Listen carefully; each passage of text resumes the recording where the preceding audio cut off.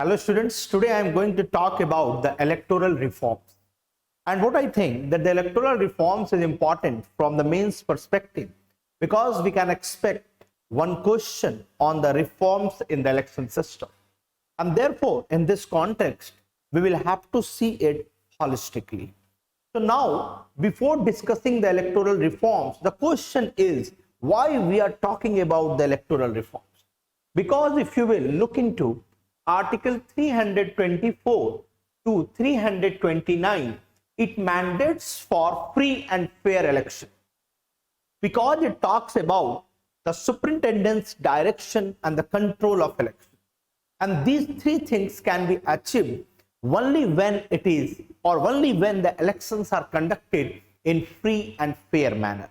So what is the meaning of free and fair? The very first meaning is the trust. It is not like that the elections have been conducted, but the people don't have the trust in the process of the election. Even if you will look into 22 or 25 years back, then in UP and Bihar, there was a famous thing that was happening, that is the booth capturing. So once the booth capturing is happening, then we cannot say that it is a fair election. And therefore, to combine the meaning of free and fair election or the postulates of the free and fair election, it means that it indicates will of the people. At the same time, it also gives legitimacy to the government.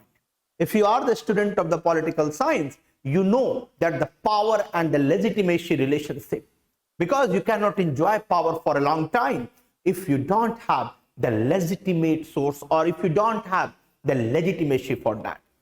And therefore, the third postulate is the successful government. Because if the people does not have any trust, then there is a chance of civil war. There is a chance that the people come on the street and protesting against the government that may lead to the decline of the government. And the last one is acceptability amongst the people. That the people should accept this election, that yes, this is the real festival of the democracy. So this is the meaning of free and fair election. So now if you will see the milestones in the electoral reforms in India, then I have divided it in the different phases. So in the very first phase, that is from 1950 to 1996, what has happened in the context of electoral reforms? The very first thing, that the 61st Amendment Act has reduced the voting age from 21 to 18 years. It is talking about the inclusiveness in the election process. Then at that time we have the photo identity card to check the rise of bogus voters. These are the two major things which has happened in 1950 to 1996. Along with this, EVM was introduced during this period. And in 1999, in the Goa General, that is, I am talking about the Lok Sabha elections, the EVM has been introduced completely.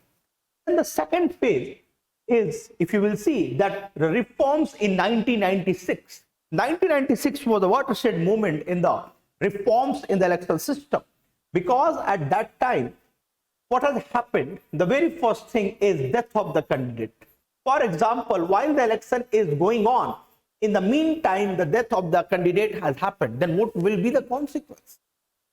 So now, the Election Commission of India has said that in this condition, within 7 days, political party will have to propose the name of the another candidate, so that there should not be any delay, so that there should not be any period of confusion, so that there should not be any confusion with respect to manipulation during this particular period. At the same time, campaigning period has also been reduced. Now you can campaign for only 14 days. Earlier it was 20 days. So 14 days starts from where? The 14 days starts from the date of withdrawal of your name. What is the meaning of this? For example, if I want to contest the election, then I will nominate for this. But for example, because of the pressure from the families, from the friends, from the party, or from the person having muscle power, I will have to withdraw my name. So in that context, Election Commission of India gives you 2 more days if you want to withdraw from the election. So now from that period, you can start campaign, and till 14 days, you can go for campaigning. Then the third thing has happened at this time is disqualification. Disqualification, if you are insulting the national emblem, then you will be disqualified. National Honor Act. If you are found of guilty of the National Honor Act, then you will be disqualified. Along with this, before 1996, a person can contest from 3 different seats. Now, if you will see section 33 of RPA, it talks about that person can contest from only 2 seats at one time. After that, if you will see, then between 1996 to 2000, what has happened? Between 1996 to 2000, to bring it more inclusive, or to make it more inclusive, the postal ballot and proxy voting has been introduced for the army officers or for the personnel who are in the course of their duty. At the same time, it has been mandated that during the election, or a candidate wants to contest in the election, he will have to make a declaration of his criminal antecedents. Then between 2000 to 2022, what has happened, that there has been an introduction of electoral bond that you are aware of.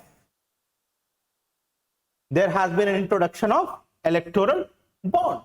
At the same time, if you will see, then there has been a number of steps for increasing transparency, for increasing, or for, if you can recall, VVPAT. Why VVPAT has been introduced? For increasing transparency. So these are the things which had happened at the time between 2010 and 2022. So these are the things which have already been done. So now, if you will see the steps taken by the different institutions that have the mandate for free and fair election, then you, if the question comes on the process, then you can divide your answer on these 3 parts, and then you can include these 3. That what has been done by Election Commission, by government, by judiciary for level playing field, for voter participation, and for promoting transparency. Why I have designed this? I have designed this so that whenever you are writing answer, you can have a better subheading. One subheading, 3 points. It means that you are writing 6 points. You are writing, you are writing 9 points under the head, steps taken for reform. For just I'm giving you one example. For example, judiciary. You can mention the Lily Thomas case, where the Supreme Court has made section 8(4) unconstitutional, so that once you are convicted by the court, you cannot contest election because you are disqualified. You cannot make an appeal to the higher court. It has already been declared unconstitutional or illegal. Now, if you will see PUCL case, then again the Supreme Court has given guidelines, and in this case the Supreme Court, in PUCL and Public Interest Foundation case, the Supreme Court has asked the Parliament to make a law for making it more transparent and to create the level playing field. At the same time, in Kanwarlal Gupta case, Kanwarlal versus Chawla case, court has accepted the use of money and has directed the Election Commission of India to take steps for, or to take steps in the direction of the free and fair election. At the same time, if you will see that what the government has done, government in 1960s have brought the Model Code of Conduct. It is the government that has talked about the electoral bond. It is the government who has brought the Finance Bill 2017. So basically, government has also taken many steps for the reform, but obviously there is a scope for critically examining the steps taken by the government. For example, electoral bond. Electoral bond can be discussed in a separate video, because electoral bond is a topic in itself, that there are many issues with the electoral bond. We will see that what are the issues. Now, if you will see the major issue is of political funding, because if you will see that 55% of funding to the regional parties comes from unknown sources. You don't know the sources, unknown sources.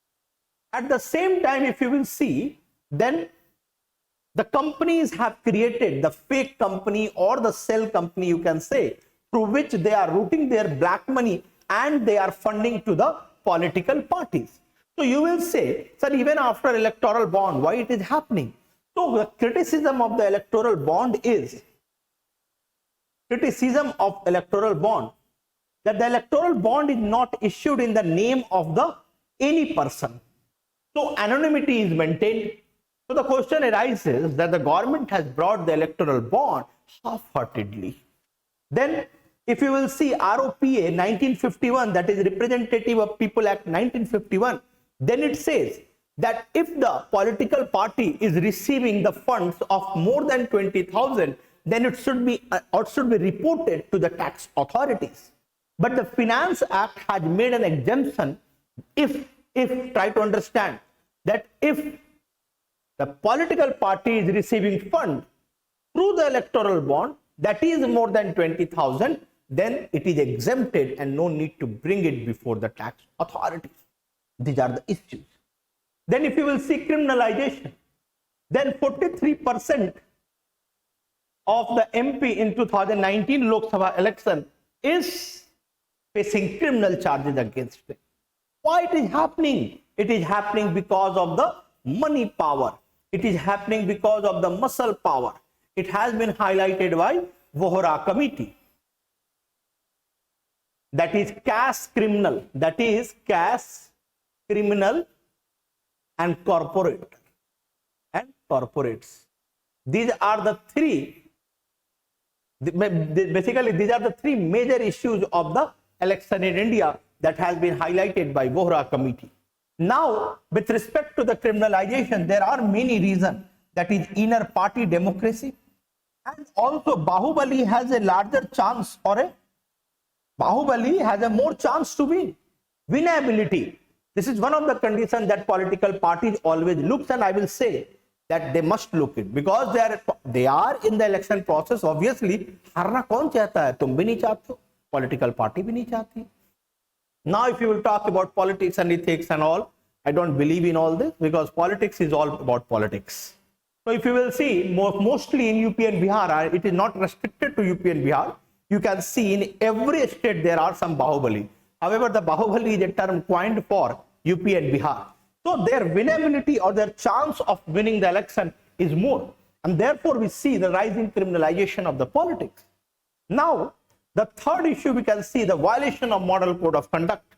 Model code of conduct is nothing but do's and do nots for the political party at the time of election. But we have seen the violation. How we have seen the violation? That is the rising hate speech. Then announcement of projects during election. Announcement of projects during election. Schemes, projects, election, freebies. Announcement of freebies during election. Then you can also say the using of government machinery by the ruling party. Whosoever the ruling party, the same thing is happening with them. These are the violation of model code of conduct. Now, influence of social media, if you will see, then the best example I can give is Cambridge Analytica scandal and the report of Wall Street Journal 2020 that how the Facebook encouraged the use of hatred on its pages for the political parties. That if the people belonging to the Congress cadres, they are abusing to the people from the BJP, people from the BJP are having an affiliation toward the BJP, are abusing to the Congress. Online, everything is happening and the Facebook is not controlling them rather than promoting it. This has been highlighted by the Wall Street Journal. So now we will see that what can be done. The very first thing that the political parties should be brought under RTI so that the public scrutiny can happen. Public scrutiny is very important. Then inner party democracy. Election Commission and the Law Commission in 1999 has highlighted the role of inner party democracy and has said that all the posts within the party, there should be a selection, or basically there should be election, not a selection, sorry, there should be election under the Election Commission of India. Election dispute, there is a recommendation that there should be an election benches in the High Court, and election tribunals can be constituted under Article 329B, which will mandate that the trial and the conviction must happen within 6 months. Expenses, the expenses should be fixed not on the candidate but on the political party. Right now there is a cap on the expenses, that is with respect to the candidate, not with the political parties. And at the same time there is a recommendation, that they should maintain their accounts, and these accounts should be audited by the auditors mandated by the CAG. This is the recommendation. Deregistering political party found of violating the RPA 1950-1951, they should be deregistered as per the RPA provision. Then autonomy of Election Commission of India, they are asking for their own secretariat, and their budget should be charged on the Consolidated Fund of India. So these are the suggestions, and along with this you can give suggestion that there can be National Electoral Fund, or also we can go for the partial or complete state funding that has been recommended by Tarkunde Committee and Indrajit Gupta Committee. So National Electoral Fund, that there will be a fund, and from that fund the registered political party will get the funding that will directly under the Election Commission of India to bring more transparency. Again, why transparency, why accountability? That is for free and fair election. So that's all about the video on the electoral reform. Next time I will come with a new issues which I will discuss with you. Thanks to all of you.